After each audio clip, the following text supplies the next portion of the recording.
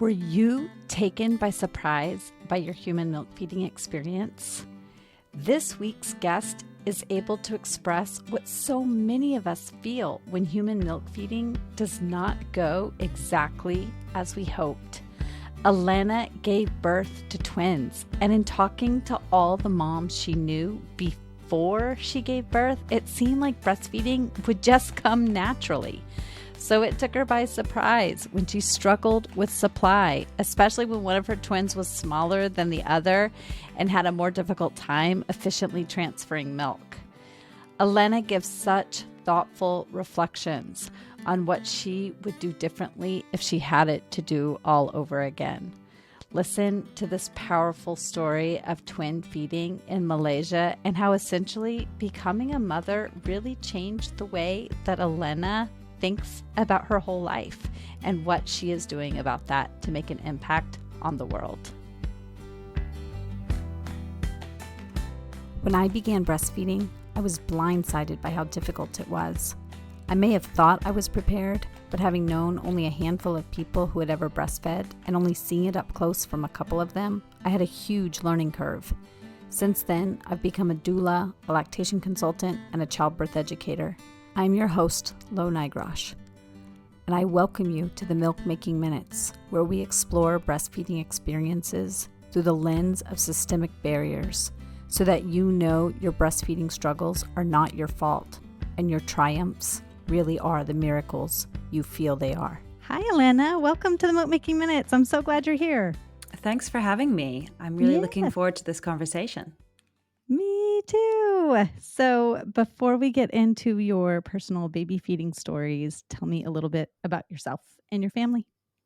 So I live in Malaysia with my husband and two 6-year-old twin boys. Yeah, we've lived here for the last 12 years. And it was a shock when we were having twins. Yeah, I bet. What brought you to Malaysia in the first place? So I'm half Malaysian. So this Okay. is home for me in some ways. My parents were living here at the time. I came here for a job. I planned to stay only a year. It was a 1-year contract, but 13 years later, I'm still here. I met my husband not long after I arrived here. So that's probably one of the reasons why I've stayed. Yes, that makes sense. So I want to take you back to long before you were planning your family and finding out that you were expecting twins, to your childhood. Mm-hmm. And I want you to think about what your exposures to baby feeding were, and specifically if you have any memories of people feeding babies from their bodies as a child.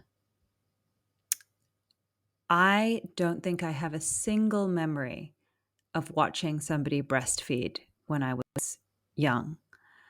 I know my mother didn't. Neither my sister or I were breastfed. My mother's breastfeeding journey was extremely traumatic because she had very poor support and advice. She and my father were living in a foreign country, so she didn't have access to family and she didn't have a lot of good support. And her experience with my elder sister meant that when it came time to have me and time to feed me, she didn't even want to attempt breastfeeding. Mm-hmm. So I don't remember seeing women breastfeed growing up.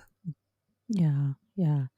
And did your mom's experiences impact how she talked to you about what your plans were? She was always extremely supportive of whatever choice I wanted to make. That's amazing. But she also said, if you struggle or if it's not working for you in the way you intend, there's nothing wrong with feeding your baby formula. So that was always her message. Yeah. So she struck that balance of supporting what your wishes were, but also being a voice of reason at a time when sometimes we can't find the reason within our own brains. Speaking of your own brain, whether you are trying to calm the monkey brain during a time of conception, while you are pregnant, or during breastfeeding or pumping, The Meditation Mama podcast has meditations designed for you. The founder, Kelly Smith, was my guest on episode 95 when she shared her own exclusive pumping story. If you are in need of some meditations for your motherhood journey, these are accessible no matter how much meditation you have done. Find them on Amazon Music, Good Pods, or wherever you are listening to this podcast right now. Yeah, 100%. Yeah. And so as you became pregnant and then you start to kind of view the world a little bit differently, I think, in your pregnancy, and you start to look around at other pregnant people and you start to look around at people with babies and people with kids. You were in Malaysia at the time, right? Yeah. And had you grown up in Malaysia or did you grow up somewhere else? Not in Malaysia, but we lived in other parts of Southeast Asia growing up. So I was born in Thailand, and we lived in Indonesia, in Vietnam, in Singapore. But we used to come back to Malaysia often because my grandparents lived here and we had a lot of extended family here. So it didn't feel like an unfamiliar place. In fact, I felt really happy that we were here because the healthcare, particularly the private healthcare, is really great. And I was heavily monitored, not just because I was having twins, but because in general in Malaysia, you receive a lot of scans. Almost at every appointment, you will have a sonogram. So for me, I felt like I had really good access to healthcare. I had a lot of monitoring, and that anything I might need if things were to go wrong would be available. Mm. Mm-hmm. Okay. Yes. You liked that idea of having that heavy monitoring. Yeah. Yeah. Yeah. I For some realized people, that makes them more anxious, and for other people, that makes them less anxious. And so it's great that you were in an environment where you felt less anxious by that medical system. Yeah. Yeah. So as you looked around you and you were seeing the world through these eyes of somebody who's about to welcome a baby into the world, did you notice anything about the culture of baby feeding as a pregnant person? Did you see anybody breastfeeding? Did you notice mostly bottles? What did you notice? So at the time that I was pregnant, I had a small group of friends that already had children, but they were probably not my closest friends at the time. And all of them had breastfed, and all of them were breastfeeding relatively easily. My sister as well had her daughter a couple of years before me, and she breastfed really easily. She produced huge amounts of milk. So all around me were women successfully breastfeeding with ease. So I assumed that I would be able to also. And were you connected with other twin families? Not when I was pregnant. I then met some other twin moms shortly after I gave birth. Okay. And did you have providers talking to you about your baby feeding options and about what feeding twins might look like once it happened? Any prenatal education around breastfeeding twins?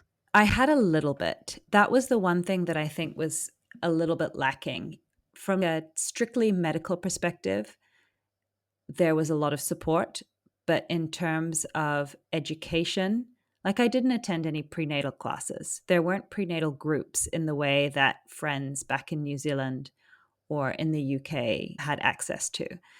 So I didn't really have that education. I just read books. I talked to my friends who had kids, and I bought a lot of equipment. I bought a breastfeeding pillow. I bought a breast pump. Yeah, I assumed I would need those things. I assumed that I would be able to tandem feed my twins.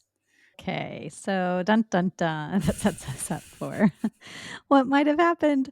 So, knowing that this isn't really a birth podcast, and also knowing that birth often impacts what happens with feeding, do you want to talk a little bit about, in your mind, what happened in the birth that might have impacted, particularly those first breastfeeding moments, and then how that could have impacted breastfeeding as you continued? So I think the biggest thing was I was diagnosed with twin-to-twin transfusion syndrome. But thankfully, this occurred late in my pregnancy. So by the time it was spotted, we decided we would monitor it for a couple of weeks, see if anything happened naturally. Nothing did. So at 36 weeks, I delivered by cesarean, which was something I was prepared for. I knew because of the position of the babies and because I hadn't gone into labor. I knew, and because of the twin to twin transfusion syndrome, I knew that a cesarean was going to be a high possibility and I was prepared for it. And that part of it was fine. But it did mean that one of my boys, Finn, was significantly smaller than his brother. And that affected his ability to not to latch so much, but to transfer milk. He would suckle for ages and then I would weigh him afterwards and it seemed like he'd hardly taken anything. So I guess that stress when you, after they come out and you see these babies for the first time and you see how tiny they are, particularly Finn, how tiny he was. I remember the way his skin looked on his body. It was almost like his skin was wrinkly. It was like he was wearing a onesie that was too big for him. And feeding Finn became stressful because I felt like the stakes were higher. Of course you would. Yeah. Yeah. He was 36 weeks. He was a twin and he was a smaller twin. Do you remember his weight at birth offhand? Yeah. So he was 1.8 kilograms. I'm not sure Okay. what that would be in pounds. 3.96 pounds. Yeah. And so were they in the NICU? Thankfully, no. They didn't need to go into NICU. They were small, but they were very healthy. They didn't have any breathing problems. Sam, my husband, immediately was able to go into the nursery with both of them and do skin to skin with both of them until I was ready to come up. And then we could do that in our room. And yeah, so we were lucky. We had assumed because of their predicted sizes that they would need some NICU time, but they didn't. Finn is a fighter to this day. Amazing. Yeah, it's amazing. And also, it could be a little anxiety inducing to realize, oh my goodness, we're the people who have to care for these tiny babies. Yeah, I remember they wanted me to leave the hospital because they were expecting a lot of women were coming in to deliver babies and they wanted me to leave because they wanted my room. This was after 4 days, I think. And I said, no, sorry, I'm paying for this room and I'm staying. And they're like, okay, that's fine, but you won't be able to access the nurses as frequently as you have been, which probably tells you how much support I needed at the time. But I was like, no, please just let me stay one more night. And yeah. Of course. Yeah. What kind of supports were they offering you in those first 4 days in particular that helped you feel like you were able to manage feeding these babies that were so small, in particular Finn, who was really small? I did have access to a lactation consultant. So she taught me how to breastfeed because I had no idea what to do. I thought that it would be natural that you'd put this baby on your breast and something would happen, but it wasn't. Trying to get both of them to latch, understanding what it feels like when your milk is letting down, because if you've never felt like that, how do you know? And also what it feels like when your breast is empty. So all of these things she taught me. And then the nurses were helpful in trying to assess whether or not the boys they would weigh them before and after feed so that I could gauge about how much they had taken. And they were also helpful in trying to get a pumping schedule on and just teaching me all of the things that I needed to know, like how to clean them and how to take care of their umbilical cord and all of these things and what I should eat. I have to say in Asia, there is a heavier focus on the mother postpartum and the mother's care. So they were also very focused on me and what I should be eating and what I should be doing and how much sleep I should be getting. Yeah. Yeah. I just had a guest from India actually a couple of episodes ago, and she talked about both her parents and her in-laws coming and the amount of postpartum care that was focused on her Yeah. and how she can't imagine how many people just go without that. Yeah. How do you do it? And I'm like, yeah, I know. How do we do it?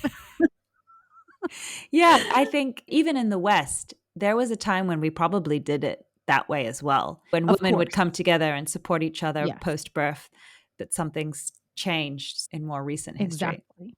Right. Yeah, the thing that I find interesting is that before I gave birth, when I spoke to other mothers, even mothers who were friends or my sister, and even my mom to an extent, like I knew my mother had challenges, but I feel like a lot of the challenges that I faced postpartum were not really being talked about. And then when I brought them up postpartum and I was asking like, and how do you know what it feels like? How do you know that your breast is empty? Or how are you managing to produce this much milk? Or is it normal that I feel overwhelmed and anxious all the time? Is it normal that I'm having all of these feelings? And they all said yes, but nobody told me to expect it beforehand.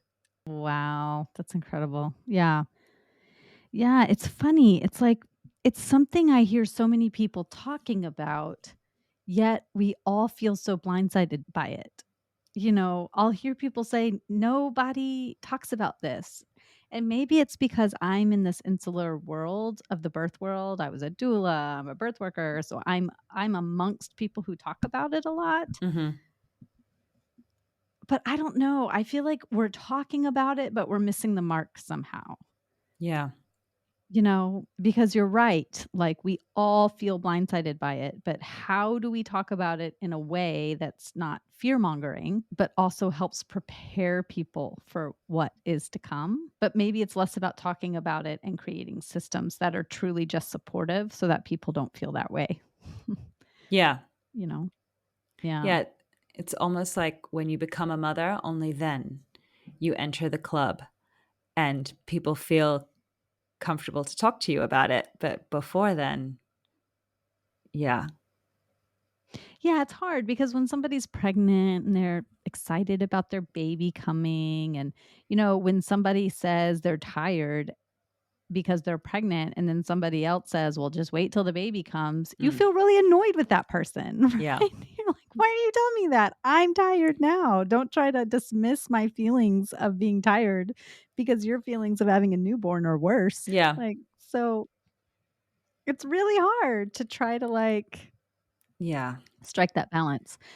So, going back to being in the hospital and having that lactation consultant help you, did she help you figure out how to manage a schedule? Because you said you had this idea of tandem feeding, but I've heard from a Hmm. lot of twin moms, and as I've helped twin moms in my own private practice, usually, in my experience, I've seen that it takes kind of a while to get to tandem feeding, if ever. And Hmm. some people actually recognize, oh, I've got to learn how to feed each baby individually. I have to get comfortable with feeding for a while first. And then over time, I might begin to do some tandem feeding. And so, did she help you kind of manage figuring that out? In addition to, you said you started pumping right away. So, were you trying to figure out that schedule? Yeah. So she did encourage me to treat both of them as different little humans from the beginning and to expect that it would be a different feeding journey with each of them. So we did start working on how to feed each one individually. I started pumping right away because I wanted to try and the the nurses in the hospital, and some of this stuff is a blur now, but the nurses in the hospital wanted to make sure that I got as much of the colostrum as I could out.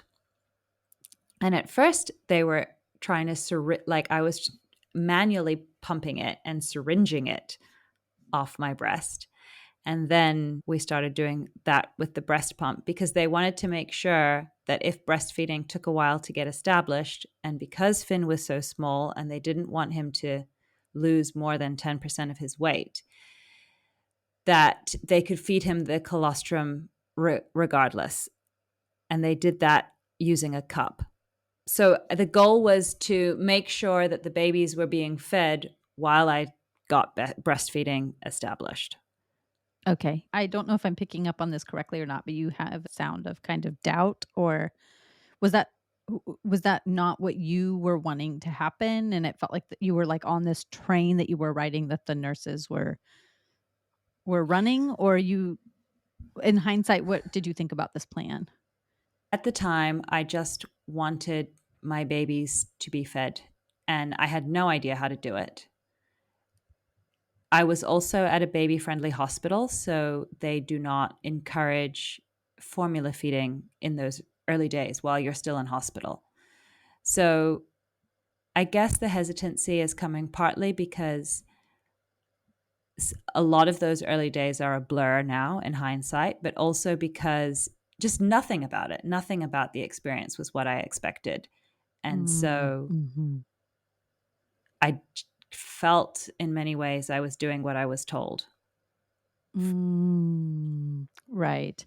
So it might have been better if they said, here are your options. You can hand express colostrum onto a spoon or into a syringe. These are the benefits of colostrum for your really tiny baby. Or you can feed formula if you're feeling really worried. And here's how we would make a plan to feed formula and also establish your milk supply. And this is what formula feeding would look like. And this is how you could do it. And, like, would that have felt more like, okay, these are my options. Let me think about what I would like to do given this situation? Yeah, no one ever had that conversation with me. Mm-hmm. Nobody, even when I was pregnant, asked what I planned to do about feeding. Mm. Okay, real quick. Are you listening to this and thinking, oh my gosh, I might need some help figuring out what my baby feeding plan is, and you're pregnant? Or have you already had your baby and you're thinking, oh my gosh, I really need a lactation consultant to be a sounding board, and I really need somebody who's not going to judge me, who's really going to listen to me? Well, I would love to be the person who's on your side and who's really going to help you figure out what your next right steps are given your unique set of circumstances. So if it sounds like I might be a right fit for you, go ahead and go to my website. That will be the first place to start. You can see if your insurance will cover visits with me. You can find out more at www.quavinbirthservices.com. I can't wait to talk to you. It sounds incredibly naive in hindsight, but I honestly believed that I would put these babies on my breast and my body or myself intuitively would know what to do. That is honestly what I believed. That's not naive at all. I mean, we're mammals. We have breasts. Milk comes out of them, and you had known all these people who had breastfed successfully without issue, to your knowledge, Yeah. And then in hindsight, after I'd said I had these problems, and they're like, oh, yeah, that happened to me too. And then I was like, Right. It so would have now, been nice to know it would have been that. nice to know. So now I try very hard whenever my friends are pregnant to ask, what are you going to do about feeding? And this was my experience. And I always try and just say it in those ways. This was my experience because everybody's experience is completely different. And I Exactly. don't want anything to come across as judgmental or recommending a certain Mm-hmm. method. Right. Yeah, it's a fine balance between what happened to me is definitely going to happen to you, and I want you to know and experience so that you can be prepared for what could happen. Yeah. Yeah. And I think it's important for providers to hear that people need to have choices. If you just come into a room and start squeezing somebody's breast and sucking it up with a syringe, like, that might not be what the person wants. You have to give people a moment, and this is their body and their babies. Ultimately, they're the person who gets to make the decision. Um, And, we have all this knowledge in our heads about long-term, blah, blah, blah, blah, blah, and impacts of formula, long term. But also, you just have to put that aside and look at each patient as an individual person who's just trying to make the next right decision. Mm. I like And that. The that can, next right yeah. decision. And there's never a time when a decision that is made in this moment has to be the final decision forevermore. So then you got the extra day in the hospital, the day 5. The day 5. I got day 5. Yeah. And then they were like, we really need this room now. You'll be fine. You'll be fine with your 2 small babies who really aren't transferring tons of milk yet. And we haven't mentioned anything about formula. No, we haven't. No, they can't. They can't. Well, I must say, I have to understand baby friendly. I am WHO compliant. And it's not that you can't mention it. Different hospitals take this to different extremes. Mm-hmm.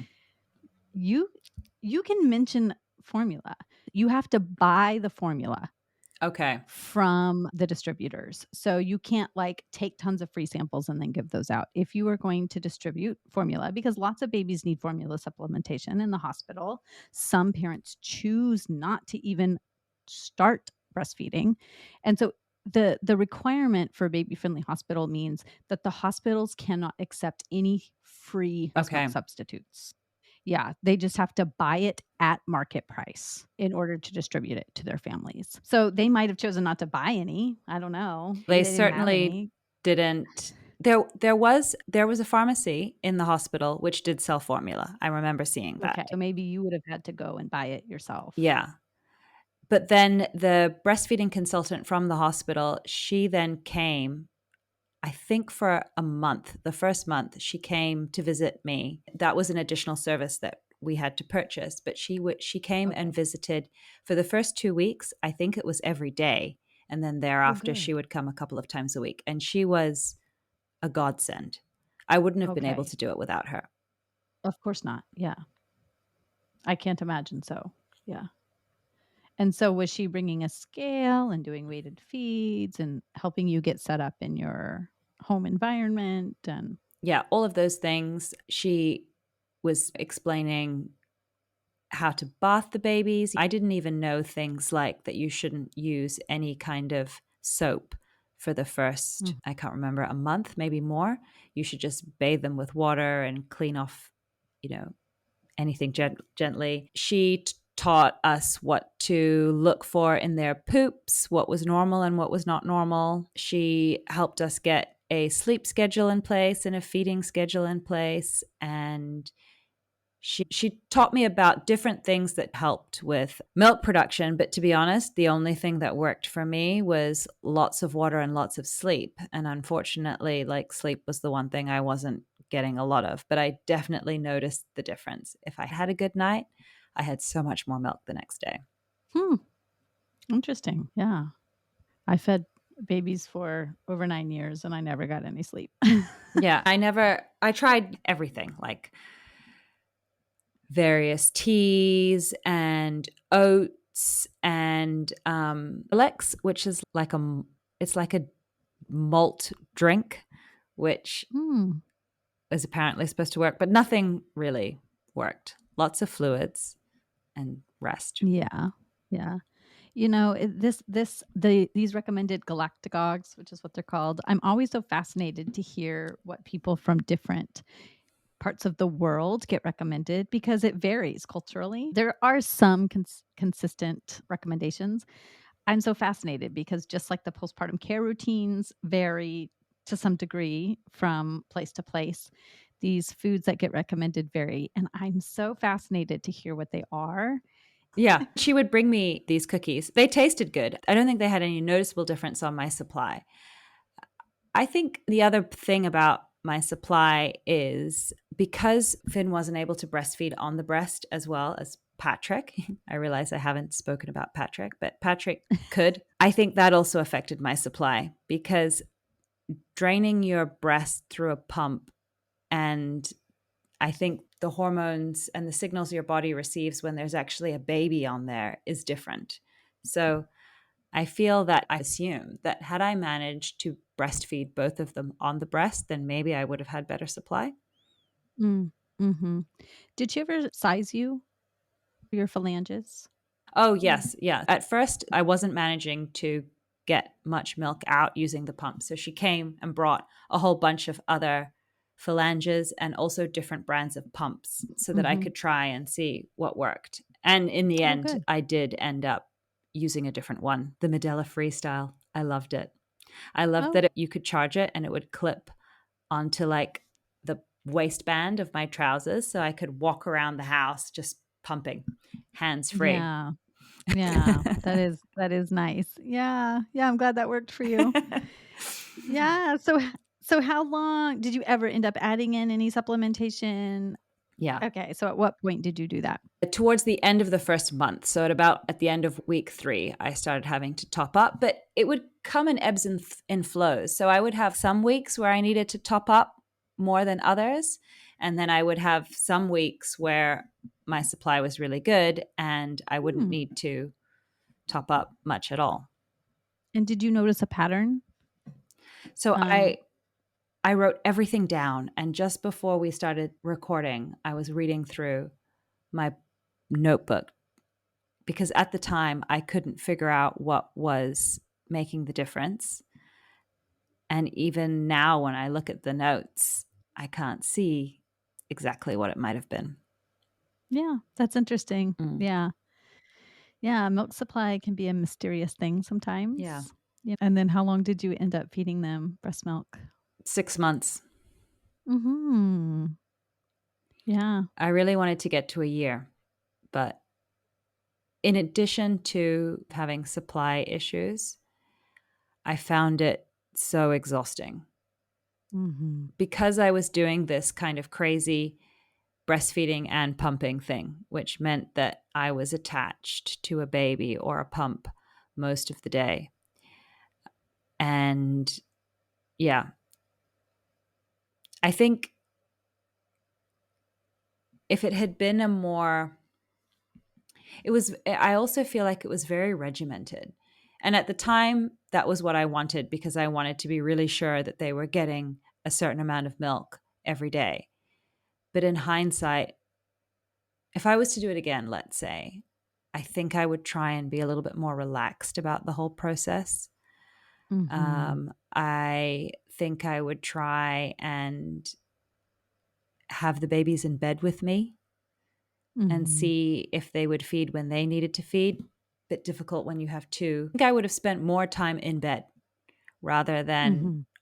trying to do tummy time with them or checking to see that they were meeting whatever other developmental milestones we were looking for at the time. I think I would have tried to relax and let other people help more because there were other people to help. At Mhm. that time, we had my parents, my mother came and stayed for a month. My aunt came for part of the time. We also had a nanny for part of the time. So I had support. If I had wanted to Mhm. stay in bed and just feed and sleep, I could have done that.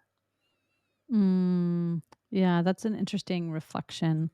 Sometimes we have this idea that we have to be the super mom and we have to put on a good face for everybody and show that we're doing it all or just prove to ourselves. Maybe it's not about everybody else, but proving it to ourselves. Yeah. And that may have we can't know. We don't have a time machine and go back, but having that sort of attitude towards baby feeding may have had a different impact on your milk supply as you might have been less stressed, you might have been doing more skin to skin time, they might have had the opportunity to kind of snack more throughout the day, which would have had a better impact on your milk supply. But like we said at the beginning, you were doing the best you could with the knowledge you had, and you were taking each right step that you knew at the time. And that's all any of us can do, you know? Yeah. And they all end up eating goldfish off the floor Oh, in the end. this is the thing that I find so interesting. My boys are identical twins who have Mhm. always only been given the same foods.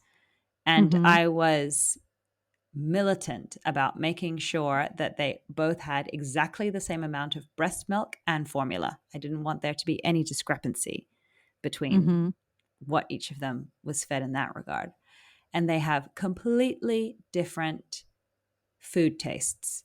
So this Mm. idea that if you wean with more vegetables and less fruit, or if you, I don't know, do anything that you will somehow influence your children's tastes down the line, I don't buy it. I think increasingly that kids are who they are from birth, and you can't mold them. They will just become. Right. We can plant the seeds of influence and hope they pick some things up along the way. That's such an interesting bit of wisdom about your two identical twins. Yeah.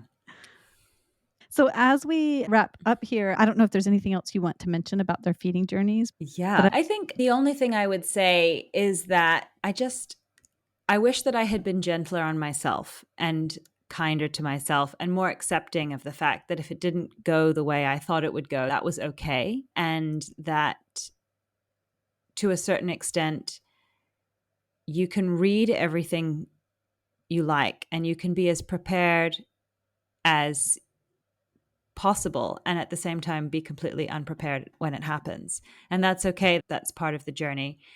And assuming that you have the basics in your life, have access to clean water, and have access to medical care, you and your babies will be fine. Like, I Mhm. wish That's so someone true. had said that to me. You don't need to put all of this pressure on yourself. You and your babies will be fine. Yeah, that's so true. Yeah. Yeah. And I will add to that it's okay to grieve the lost experience of what you hoped Yeah. to have achieved. You know, human milk feeding, breastfeeding is a visceral experience for so many of us, not for everyone. You know, I talked to some people who are like, "Yeah, I'm going to try, and if it doesn't work out, great." And for many other people, including myself, it was like, "No, I have to do this, and if it doesn't work out, I will be devastated." And we can't always explain why. And I don't think it's a social for me, it was not a social pressure. It was just this internal feeling of like, I really want to do this, Yeah. I really want to do this. And, like when it doesn't work out, it's okay to change the plan and it's okay to grieve. Yeah. Both are okay. Yeah. I think, thank you for saying it's okay to grieve, because I think that is something that I still struggle with. I'm still disappointed that Mm, it wasn't the experience that I thought it would be. yeah. Yeah. Yeah. That can be so hard. Yeah. And you're 6 years out, but Yeah.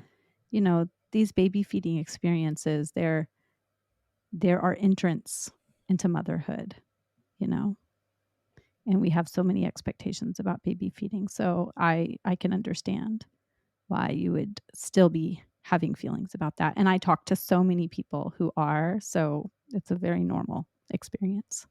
Yeah. Yeah. So thank you so much for sharing those experiences. As we wrap up, I just would love for you to share with my listeners about your show, The Purpose Effect. Thank you for giving me the opportunity as well to share a little bit about the Purpose Effect. So, the Purpose Effect is about women building impact businesses. And it started at a time during COVID where I think many of us were reevaluating a lot of the things that were happening in our lives. And I started thinking a lot about how, ever since becoming a parent, I think I had found what I was doing professionally a little bit less fulfilling than how I had Mm. found it before. Everything changed. And I really felt that if you're not doing something, and it doesn't have to be a big thing, it can be just a small thing. If you're not doing something with your life that is trying to leave the world just a little bit better than what it was like when you found it, then what is the point of all of this? And so I wanted to understand and learn from women who had built businesses or were using their work to really create impact.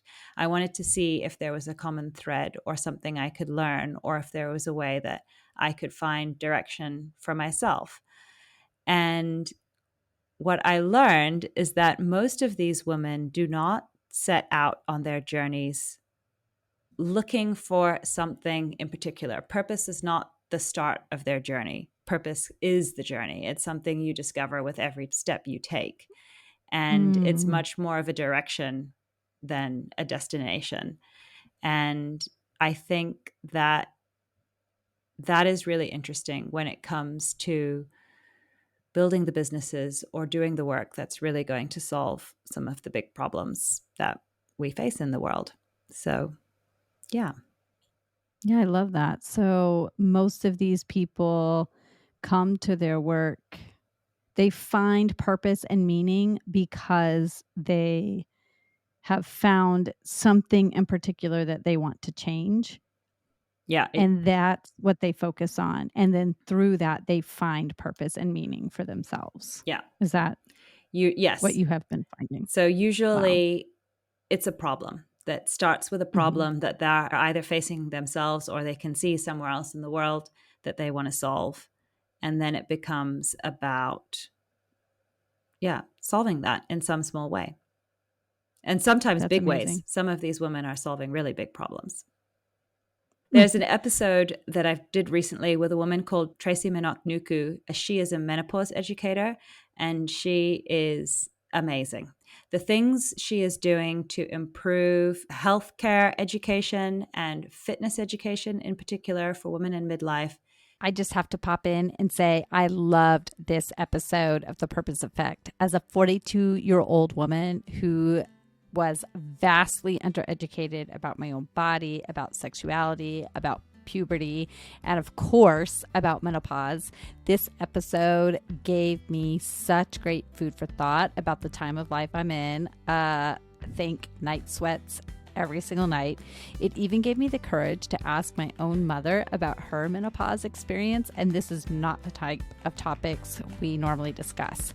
So The Purpose Effect has so many inspiring episodes on such a wide range of topics because Elena interviews people who are solving problems that they are interested in and they are finding purpose that way. All women. So if you are looking for purpose in your life, I highly recommend you check out her podcast. It's really amazing.